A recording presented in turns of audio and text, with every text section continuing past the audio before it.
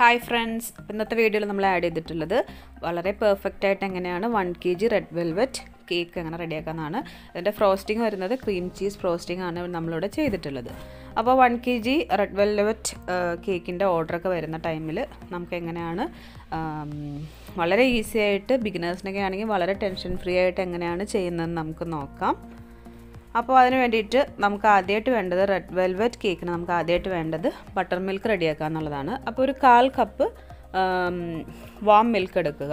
അതിലേക്ക് നമ്മൾ ഒരു 1/2 ടീസ്പൂൺ വിനീഗർ ഒഴിച്ചതിന് ശേഷം ജസ്റ്റ് ഒന്ന് മിക്സ് ചെയ്ത് മാറ്റി വെക്കാം.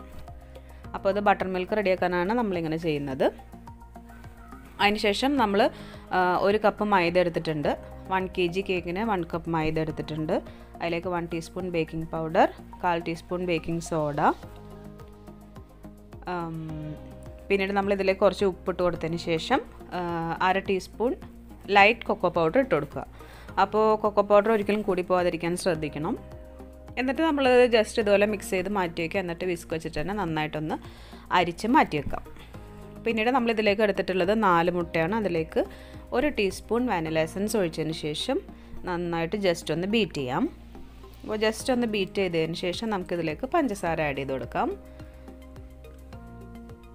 അപ്പോൾ ഇതുപോലെ ജസ്റ്റ് ഒന്ന് ബീറ്റായി കഴിയുമ്പോൾ നമ്മൾ പഞ്ചസാര പൊടിച്ചത് 1 കപ്പ് നമ്മൾ ആഡ് ചെയ്ത് കൊടുക്കുക.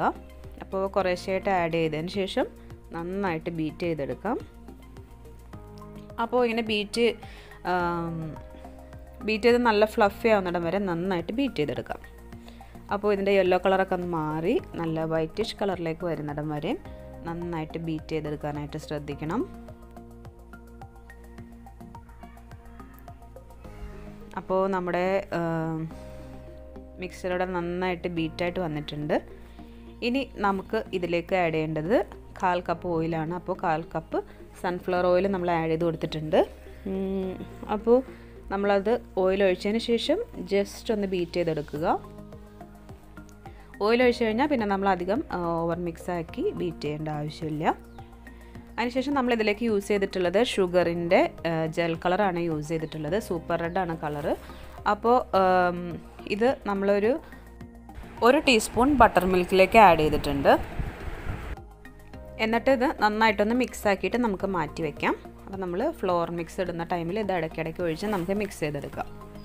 നമുക്ക് ഡ്രൈ ഇൻഗ്രീഡിയൻസ് ഇട്ട് കൊടുക്കാം. അപ്പോൾ ഫസ്റ്റ് 3 ബാച്ചസ് ആയിട്ട് ഇട്ട് കൊടുക്കുക. ഫസ്റ്റ് ബാച്ച് ഇട്ട് കൊടുത്തു. അതിനുശേഷം നമ്മൾ ബട്ടർ മിൽക്ക് റെഡിയാക്കി വെച്ചിരിക്കുന്നത് കുറച്ച് ഒഴിച്ച് കൊടുക്കുക. കുറച്ച് ഒഴിച്ച് കൊടുത്തതിന് ശേഷം നമ്മളിതുപോലെ ഒരു സ്പാറ്റിൽ വെച്ചിട്ട് ജസ്റ്റ് ഒന്ന് ഫോൾഡ് ചെയ്തെടുക്കുക. ഓവറായിട്ട് മിക്സ് ചെയ്യരുത്. അപ്പോൾ നിങ്ങൾ എടുക്കുന്ന ടൈമിൽ കുറച്ച് വലിയ ബൗൾ എടുക്കാനായിട്ട് ശ്രദ്ധിക്കുക. അങ്ങനെ നമ്മൾ 3 തവണ ഫ്ലോർ ഇട്ട് കൊടുത്തു. അതുപോലെ ബട്ടർ മിൽക്ക് ഒഴിച്ച് നമ്മൾ നന്നായിട്ട് മിക്സ് ചെയ്ത് മാറ്റി വെച്ച ബാറ്റർ നമുക്ക് ഒരു 8 ഇഞ്ചിൻ്റെ പാനിലാണ് നമ്മളിവിടെ ബേക്ക് ചെയ്യാനായിട്ട് പോകുന്നത്. അപ്പോൾ അതിൽ ബട്ടർ പേപ്പറൊക്കെ ഇട്ട് നമ്മൾ ലൈൻ ചെയ്ത് വെച്ചിട്ടുള്ളതാണ്. അപ്പോൾ പാനിൽ ഒഴിച്ചതിന് ശേഷം ഓവനിലാണെന്നുണ്ടെങ്കിൽ 160 ഡിഗ്രിയിൽ ഒരു 30 to 35 മിനിറ്റ്സ് വയ്ക്കുമ്പോഴത്തേക്കും നമുക്ക് ബേക്കായിട്ട് കിട്ടും. ഇനി അതല്ല നമ്മൾ സ്റ്റൗ ടോപ്പിലാണ് വയ്ക്കുന്നതെന്നുണ്ടെങ്കിൽ 10 മിനിറ്റ്സ് മുന്നേ ഒരു പാൻ പ്രീ ഹീറ്റ് ചെയ്യാനായിട്ട് വയ്ക്കുക. അതിന് ശേഷം ബാറ്റർ വെച്ചതിന് ശേഷം ഒരു 45 മിനിറ്റ്സ് കഴിയാണ്ട് നമ്മൾ ആ മൂടി ഓപ്പൺ ചെയ്ത് നോക്കരുത്. ഇനി ഇതിൻ്റെ ഫ്രോസ്റ്റിങ്ങിന് വേണ്ടിയിട്ട് നമ്മൾ വിപ്പിംഗ് ക്രീം റെഡിയാക്കി എടുക്കണം. അതിന് വേണ്ടിയിട്ട് നമ്മളിവിടെ 1.5 കപ്പ് വിപ്പിംഗ് ക്രീം എടുത്തിട്ടുണ്ട്. അതിലേക്ക് കുറച്ച് വാനില എസൻസ് ഒഴിച്ചതിന് ശേഷം നന്നായിട്ട് ബീറ്റ് ചെയ്തെടുക്കാം. അപ്പോൾ ക്രീം നല്ല സ്റ്റിഫ് ആവുന്നിടം വരെ നമുക്കൊന്ന് ബീറ്റ് ചെയ്തെടുക്കാം. ഏകദേശം ഒരു 1.5 കപ്പ് വിപ്പിംഗ് ക്രീം നമുക്ക് മതിയാവും ഈ ഒരു കേക്കിൻ്റെ ഡെക്കറേഷന് വേണ്ടിയിട്ട്. അപ്പോൾ നമ്മൾ ഓവറായിട്ട് ഫ്ലവറൊന്നും വരയ്ക്കുന്നില്ല എന്നുണ്ടെങ്കിൽ നമുക്ക് 1.25 കപ്പ് വിപ്പിംഗ് ക്രീം ഒരു 1 kg കേക്കിന് നമുക്ക് മതിയാവും. ഇനിയിപ്പോൾ ഒത്തിരി റോസറ്റ്സും ഫ്ലവേഴ്സൊക്കെ വരയ്ക്കുന്ന ടൈമിലാണ് നമുക്ക് വിപ്പിംഗ് ക്രീം ഒത്തിരി കൂടുതലായിട്ട് എടുക്കേണ്ട ആവശ്യം വരുന്നുള്ളൂ. അപ്പോൾ നമ്മുടെ ക്രീം ഇവിടെ കറക്റ്റ് സ്റ്റിഫായിട്ടില്ല. അതിന് മുന്നേ നമുക്കിതിലേക്ക് ക്രീം ചീസ് ആഡ് ചെയ്യേണ്ടതായിട്ടുണ്ട്. അപ്പോൾ നമ്മുടെ ക്രീം ചീസ് ഇവിടെ നമുക്ക് ജസ്റ്റ് ഒന്ന് ബീറ്റ് ചെയ്തെടുക്കാം. അപ്പോൾ ഫ്രിഡ്ജിൽ നിന്നൊക്കെ നമുക്ക് നേരത്തെ ഒന്ന് പുറത്തെടുത്ത് വയ്ക്കണം. അപ്പോൾ നമ്മളൊരു ബൗളിലേക്ക് ഇട്ട് കൊടുക്കാം. ഞാനിവിടെ ഏകദേശം ഒരു 150 ഗ്രാം ക്രീം ചീസ് എടുത്തിട്ടുണ്ട്. അതിലേക്ക് നമ്മൾ കുറച്ച് വാനില എസൻസും നമ്മുടെ ആവശ്യത്തിന് മധുരം ആഡ് ചെയ്തതിന് ശേഷം ജസ്റ്റ് ഒന്ന് ബീറ്റ് ചെയ്തെടുക്കുക. പൊടിക്കാത്ത പഞ്ചസാര നമ്മൾ ഒരിക്കലും ഇതിലേക്ക് ആഡ് ചെയ്യരുത്. ഞാനിവിടെ ആഡ് ചെയ്തിട്ടുള്ളത് ഏകദേശം 1.5 ടീസ്പൂൺ പൗഡർഡ് ഷുഗറാണ് ആഡ് ചെയ്തിട്ടുള്ളത്. മധുരം നമ്മുടെ ഇഷ്ടത്തിനനുസരിച്ച് നമുക്കിതിലേക്ക് ആഡ് ചെയ്ത് കൊടുക്കാം. അപ്പോൾ ഏകദേശം 1.5 ടീസ്പൂൺ മധുരം ഇട്ട് കഴിഞ്ഞപ്പോൾ നമ്മുടെ മധുരം ഇവിടെ കറക്റ്റായിട്ടാണ് വന്നിട്ടുള്ളത്. ഇനി അതല്ലാന്നുണ്ടെങ്കിൽ നമുക്ക് അതിന് പകരം 1.5 ടീസ്പൂൺ മിൽക്ക് മെയ്ഡ് നമുക്കിതിലേക്ക് ഒഴിക്കാവുന്നതാണ്. അപ്പോൾ നമ്മുടെ ക്രീം ചീസ് ഇവിടെ നല്ല റെഡിയായിട്ട് വന്നിട്ടുണ്ട്. ഇനി നമുക്ക് വിപ്പിംഗ് ക്രീമിലേക്ക് ഈ ക്രീം ചീസ് ഒന്നിട്ട് കൊടുത്തതിന് ശേഷം ജസ്റ്റ് ഒന്ന് ബീറ്റ് ചെയ്തെടുക്കാം. അപ്പോൾ നമ്മുടെ വിപ്പിംഗ് ക്രീം ഓവറായിട്ട് കറക്റ്റ് സ്റ്റിഫായിട്ടില്ല. അതിന് മുന്നേ ഉള്ള സ്റ്റേജിലാണ് നമ്മൾ ക്രീം ചീസ് ഇതിലേക്ക് ആഡ് ചെയ്ത് കൊടുക്കേണ്ടത്. അപ്പോൾ അത് ആഡ് ചെയ്ത് കൊടുത്തതിന് ശേഷം നമുക്കത് സ്റ്റിഫ് ആവുന്നിടം വരെ ഒന്ന് ജസ്റ്റ് ബീറ്റ് ചെയ്തെടുക്കാം. അപ്പോൾ ഈ ഒരു കേക്കിൽ ക്രീം ചീസ് ഫ്രോസ്റ്റിംഗ് ആണ് നമ്മൾ കൊടുത്തിട്ടുള്ളത്. ഇനിയിപ്പോൾ ക്രീം ചീസ് ഫ്രോസ്റ്റിങ്ങിൻ്റെ ടേസ്റ്റ് ഇഷ്ടമല്ലാത്തവർക്ക് നോർമൽ വിപ്പിംഗ് ക്രീം ഫ്രോസ്റ്റിംഗ് തന്നെ ഇതിൽ കൊടുക്കാവുന്നതാണ്. എല്ലാം അവനവൻ്റെ ചോയ്സ് അനുസരിച്ച് നമുക്ക് ചെയ്തെടുക്കാം. അപ്പോൾ കസ്റ്റമേഴ്സിൻ്റെ ചോയ്സ് അനുസരിച്ച് നമുക്ക് ഏത് ക്രീം യൂസ് ചെയ്യണം എന്നുള്ളത് നമുക്ക് സെലക്ട് ചെയ്യാവുന്നതാണ്. അപ്പോൾ നമ്മുടെ ക്രീം ഇവിടെ നല്ല സ്റ്റിഫായിട്ട് വന്നിട്ടുണ്ട്. ഇനി നമുക്ക് ഫ്രോസ്റ്റിംഗ്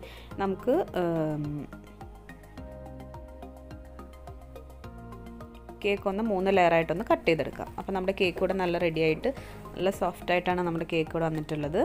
അപ്പോൾ നമുക്ക് കേക്ക് 3 ലെയറായിട്ട് കട്ട് ചെയ്തതിന് ശേഷം നമുക്കൊന്ന് ഐസിങ് ചെയ്ത് തുടങ്ങാം.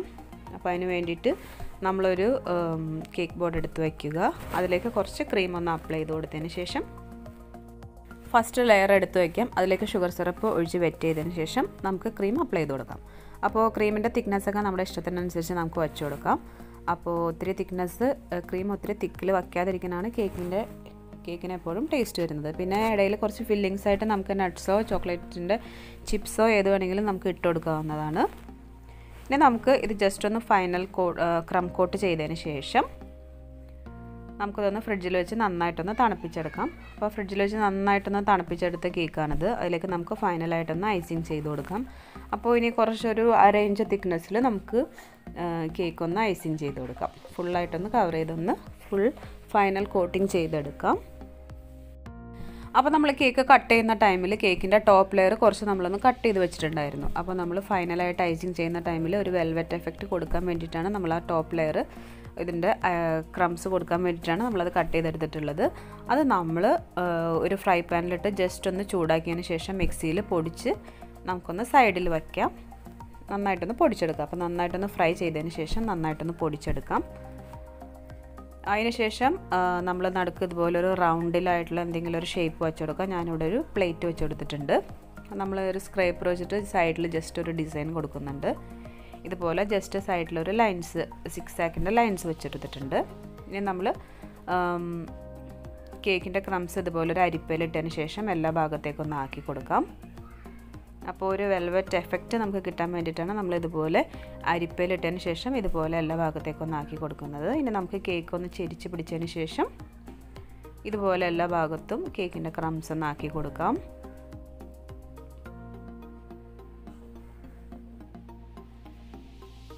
അപ്പോൾ ഇനി സൈഡ്സൊക്കെ നമുക്കൊന്ന് ക്ലീൻ ചെയ്ത് മാറ്റാം. ഇതുപോലെ ഒരു സ്ക്രേപ്പർ വെച്ചിട്ടോ ബ്രഷ് വെച്ചിട്ടോ നമുക്ക് സൈഡ്സ് നന്നായിട്ടൊന്ന് ക്ലീൻ ചെയ്ത് മാറ്റാം.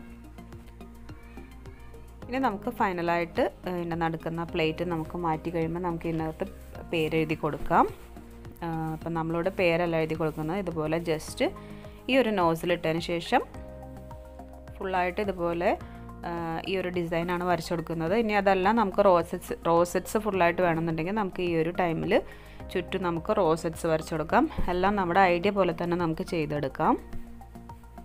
അപ്പോൾ ഫോട്ടോ പ്രിൻ്റൊക്കെയാണ് വയ്ക്കുന്നതെന്നുണ്ടെങ്കിൽ ഈ ഒരു ടൈമിൽ നമുക്ക് ഇതിനകത്ത് ഫോട്ടോ പ്രിൻ്റൊക്കെ നമുക്ക് സെറ്റ് ചെയ്തതിന് ശേഷം ഈ ഒരു ഡിസൈൻ ബോർഡറായിട്ട് നമുക്ക് വരച്ചു കൊടുക്കാം. അപ്പോൾ നമ്മുടെ ഐഡിയ പോലെ നമുക്കെല്ലാം നമുക്ക് ചെയ്തെടുക്കാവുന്നതാണ്.